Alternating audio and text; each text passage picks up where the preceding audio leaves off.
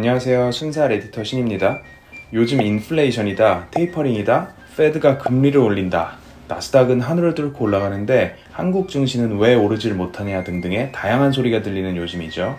그래서 우리가 궁금한 건 결국 어디에 어떻게 투자를 해야 하느냐일 텐데요. 오늘은 글로벌 투자 구루들이 어디에 투자를 하고 있는지 포트폴리오 변동 내역을 순살만 발라보면서 이들의 생각을 따라가 보도록 하겠습니다. 먼저 오마하의 현인인 워렌 버핏입니다. 워렌 버핏은 작년 코로나 팬데믹 이후 다 너무 비싸다, 시장이 미친 것 같다 라는 스탠스와 함께 기술주에 대한 투자를 망설이면서 이제 버핏의 시대는 갔다 라는 말을 들었었는데요.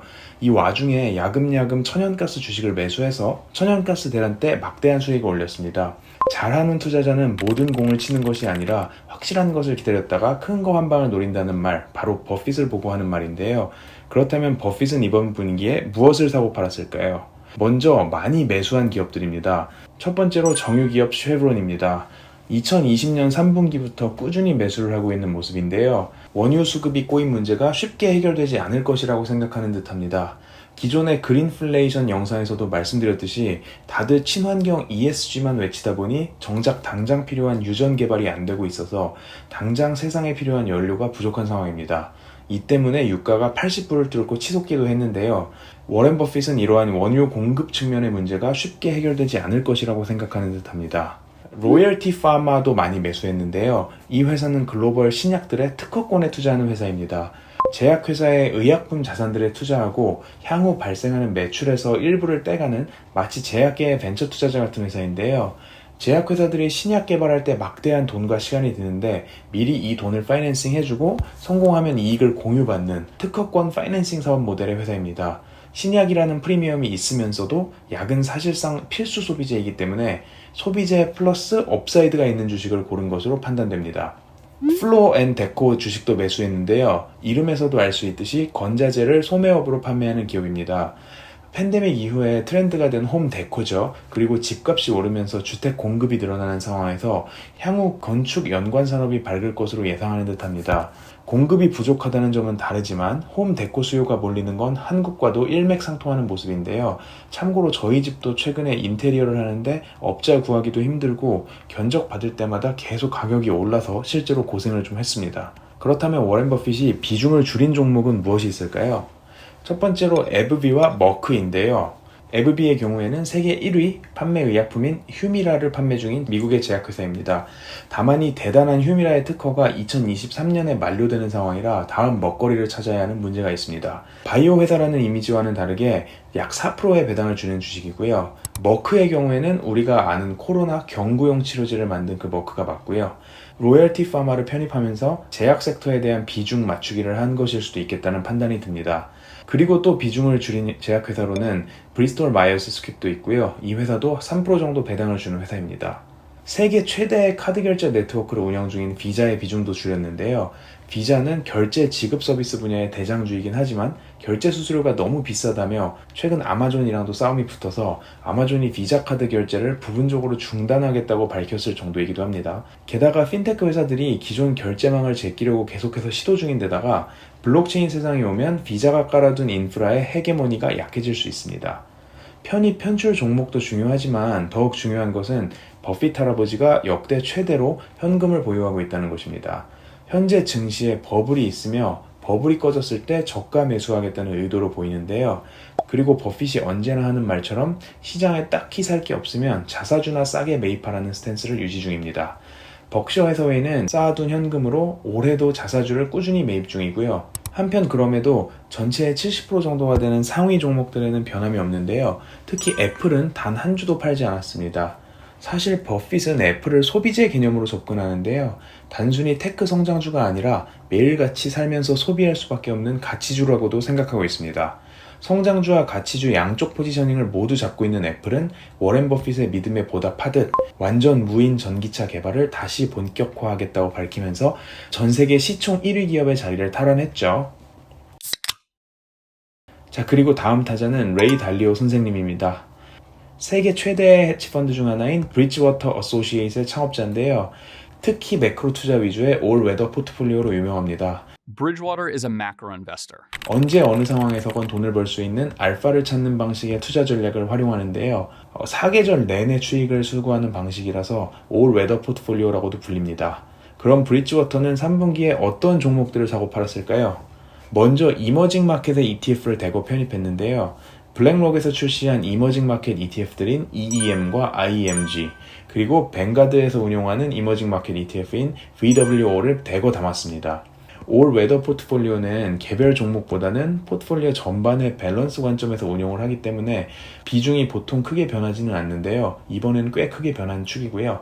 도합 10%에 가깝게 이머징 마켓 ETF를 편입했습니다. 이때 눈여겨볼 점은 EEM과 VWO의 차이인데요. 똑같이 이머징 마켓 ETF이긴 하지만 블랙록이 운용하는 EEM의 경우에는 MSCI 이머징 마켓 지수를 추종합니다. 그리고 MSCI는 한국을 아직 이머징 마켓으로 분류하기 때문에 한국 종목들이 포함되어 있죠. 반면에 뱅가드가 운용하는 VWO의 경우에는 FTSE 이머징 마켓 지수를 추종하죠. 그리고 FTSE에서는 한국이 선진국으로 분류되어 있습니다. 즉 VWO에는 한국 종목이 없겠죠. 큰 그림에서 봤을 때는 비슷한 두 개의 ETF들이지만 MSCI상에서 한국은 11% 정도의 비중이 있으며 개별 종목을 살펴보면 삼성전자의 유무가 가장 큰 차이입니다. VWO 대비해서 EEM을 더 많이 담았다는 뜻은 레이 달리오가 그만큼 한국을 좀 더 좋게 본다는 뜻으로도 아주 편향된 의견을 담아 해석할 수 있습니다. 한편 알리바바와 금을 편입한 걸 알 수 있는데요. 중국 기업인 알리바바는 중국의 빅테크 때려잡기의 핵심 종목이라 다들 기피하고 있는데 용감하게 담은 것이 특징입니다. 참고로 레이 달리오는 수십 년 전부터 중국 고위층에 경제 컨설팅을 해주면서 관계가 좋은데요. 중국 내 핵 인싸로서 알리바바가 저점이라고 생각했던 것 같기도 합니다. 그리고 최근 브리지워터에서 발간한 리포트를 보면 현재 인플레는 공급 문제가 아니라 소비의 문제, 수요의 문제임을 지적하는데요. 수요를 공급이 못 쫓아가는 역사를 역행하는 최근의 경제 상황에서 어쨌든 문제 해결을 위해서는 공급이 늘어나야 한다는 판단입니다.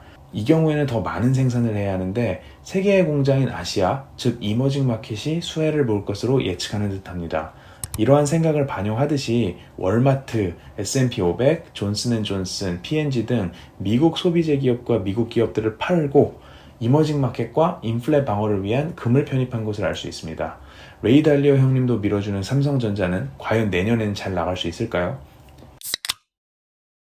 그 다음은 리만 사태를 예견하고 빅숏 전략을 통해 큰 돈을 벌었던 마이클 버리입니다. 마이클 버리는 본인이 세운 사이언 에셋 매니지먼트를 통해서 투자를 하고 있는데요. 지난 1년간 테슬라 고평가 그리고 아크 고평가를 외쳐왔습니다. 실제로 테슬라 숏, 아크 숏을 잡았으나 이번에 해당 포지션을 모두 정리했음을 알 수 있습니다. 한마디로 백기투항을 한 건데요. 정확한 손실 규모는 알 수 없지만 9월 30일 전후로 테슬라 주가가 700불이었고 현재는 1000불이 넘는 것을 봤을 때 그래도 적당히 잘 정리한 것 같습니다. 이외에도 구글 콜옵션, 페이스북 콜옵션 등을 모두 정리를 했고요. 이외에 TLT, 미국 장기채 금리 상승에 베팅하는 상품인데요. TLT를 모두 팔아 제꼈고 인플레에 대한 대비로 채권 숏, 그러니까 금리 상승에 베팅을 했는데 이것들을 모두 정리한 겁니다. 관련해서 TBT, 이것도 미국채 하락 레버리지 ETF라서 장기금리 상승에 베팅한 상품이고요. TLT와 똑같이 미국 장기금리 상승에 베팅했던 상품을 함께 매도했습니다. 그 대신 이번에는 로키드 마틴을 아주 큰 비중으로 편입했는데요. 미중 갈등, 특히 대만 해협의 갈등을 염두에 두고 있는 게 아닌가 하는 생각이 들고요. 재미있는 점은 마이클 버리가 계속해서 고평가라고 까던 캐시 우드의 아크의 경우에는 지속적으로 로키드 마틴을 팔고 있는데 이것을 마이클 버리가 많이 샀습니다. 즉 마이클 버리가 캐시 우드의 물량을 받아먹은 걸 알 수 있는데요. 최근 로키드 마틴 주가가 많이 떨어졌는데 서로 한 방씩 주고받은 셈이죠. 사이언 에셋의 현재 포트폴리오 내 주요 기업들을 보면 로키드 마틴과 미국 약국 체인인 CVS 그리고 미국 사설 교도소 운영사인 GEO가 있습니다. CVS는 약국 지점들에 아예 의료진을 배치를 해서 헬스케어 커뮤니티로 키워나가겠다는 목표를 밝힌 회사죠. 그리고 GEO의 경우에는 사이언 에셋도 이번에 투자금을 절반 정도 털어냈는데요. 교도소 업체들은 ESG의 역풍을 맞고 주가가 휘청이는 중입니다. 교도소 운영업체가 돈을 번다는 건 수감자들에게 제공되는 시설 퀄리티가 낮아져서 죄수의 삶의 질이 낮아진다는 주장이죠. 사실 좀 아이러니한 얘기긴 합니다. 그 다음은 베이비 버핏이라고 불리는 빌 아크만입니다. S&P가 지난 20년간 300% 수익률을 올릴 때 빌 아크만의 투자회사인 퍼싱 스퀘어의 경우에는 1100%의 수익률을 올렸죠. 물론 긴 투자 경력과 트랙 레코드를 가진 버핏과 비교했을 때 빌 아크만의 트랙 레코드는 아직 짧은 편이지만 베이비 버핏이라고 불리는 통찰력을 가지고 있는 사람이기 때문에 한번 유심히 포트폴리오를 살펴보는 것도 좋을 것 같습니다. 참고로 빌 아크만은 리만 사태를 예측하고 빅숏, 그러니까 CDS를 사서 시장 하락에 베팅했던 마이클 버리처럼 팬데믹 초기에 CDS를 사서 큰 수익을 올렸습니다. 그리고 시장이 바닥을 찍었을 때 바로 포지션을 꺾어서 전부 롱 포지션으로 전환했죠. 그래서 시장의 대세 상승장이 왔을 때 또 한 번 크게 먹었었는데요. 반대로 작년 말부터는 금리 인상을 예견하면서 다시 숏배팅을 했지만 이후에도 증시가 상승을 하면서 그때는 실패했던 이력이 있습니다. 빌 아크만은 참고로 펀드들을 암스테르담과 뉴욕 등지에 상장을 시켜서 개미들 돈을 끌어모아서 운용하는 걸로 유명한데요. 그만큼이나 미디어를 통해 여론몰이 하는데 능한 투자자입니다. 최근에는 스펙을 상장시켜서 개미들 돈을 추가로 끌어모았던 이력이 있죠. 아무튼 빌 아크만은 소비재 회사에 오래전부터 진심이었는데 이번에도 소비재 위주의 포트폴리오에 힘을 실은 것을 확인할 수 있죠. 멕시칸 음식 패스트푸드점인 치폴레, 그리고 힐튼 호텔, 홈 인테리어 업체인 로스, 도미노 피자, 그리고 버거킹, 팀 호튼스 등의 패스트푸드 레스토랑 운영사인 QSR을 매수했는데요. 다들 오래전부터 들고 있던 주식들인데 특히 치폴레의 경우에는 팬데믹 터졌을 때도 TV에 나와서 여러분 치폴레 사드세요 라고 농담하고 다녔을 정도로 빌 아크만이 애정하는 주식입니다. 워낙 디지털화가 잘 되어 있고 배달 음식으로 잘 팔리다 보니 이 부분에서 베팅을 늘렸습니다. 같은 맥락에서 도미노 피자 베팅도 늘렸는데요. 최근에 실적이 안 좋긴 했는데 이게 수요가 나가 떨어진 것보다는 일할 사람이 없어서 문제였다는 점에 착안을 한 것 같습니다. 특히 트럼프가 멕시코 국경 봉쇄를 한 이후에는 안 그래도 이민자들이 부족했는데 팬데믹 이후에는 외국인들이 본국으로 돌아가면서 식당들 일손이 너무나도 부족해졌었죠. 리오프닝과 함께 이들이 일터로 복귀할 경우에는 소비재 음식 회사들이 좋은 실적을 낼 것으로 예측한 것 같습니다. 이 점에서 또 다른 패스트푸드 체인인 QSR도 같은 맥락으로 투자한 것 같고요. 리오프닝이라는 좀 더 큰 그림에서는 힐튼 호텔 투자도 늘린 것 같습니다. 로스의 경우에는 홈 인테리어 관련 업체인데요. 플로어 앤 데코를 담은 버핏과 일맥상통하는 모습이죠. 빌 아크만은 전체적으로 소비재에 편중된 포트폴리오를 구성하고 있는 모습입니다. 소수 종목들에만 집중한 상당히 간촐한 포트폴리오죠. 자, 마지막으로는 영국 중앙은행을 굴복시키고 아시아 외환 위기의 주범으로도 불렸던 조지 소로스입니다. 그가 운영했던 퀀텀 펀드는 90년대에 파운드를 공매도해서 영국 중앙은행을 나락으로 보냈던 것으로 유명하죠. 이후에 헤지 펀드에 대한 규제가 심해지다 보니 퀀텀 펀드는 이후에 패밀리 오피스로 전환해서 외부 투자자들 돈을 다 돌려주고 소로스 펀드 매니지먼트라는 이름으로 자체 자금으로만 투자 중인 회사입니다. 소로스의 편입 종목을 보면 첫 번째로 인포, IHS 마켓이라는 회사가 있는데요. 이 회사는 금융인들이 채권 거래를 위해 꼭 필요한 데이터를 제공하는 회사입니다. 투자은행 채권 트레이딩 부서에서는 IHS 마켓 유료 구독을 안 하면 아예 일이 안 돌아갈 정도입니다.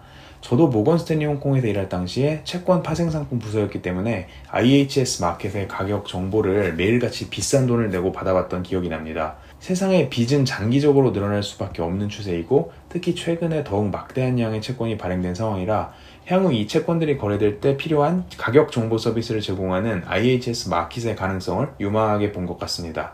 참고로 각종 금융 데이터를 판매하는 S&P에서 무려 50조 원을 주고 사들이기로 합의한 회사입니다. 그리고 VER, 부동산 리츠 회사인데요.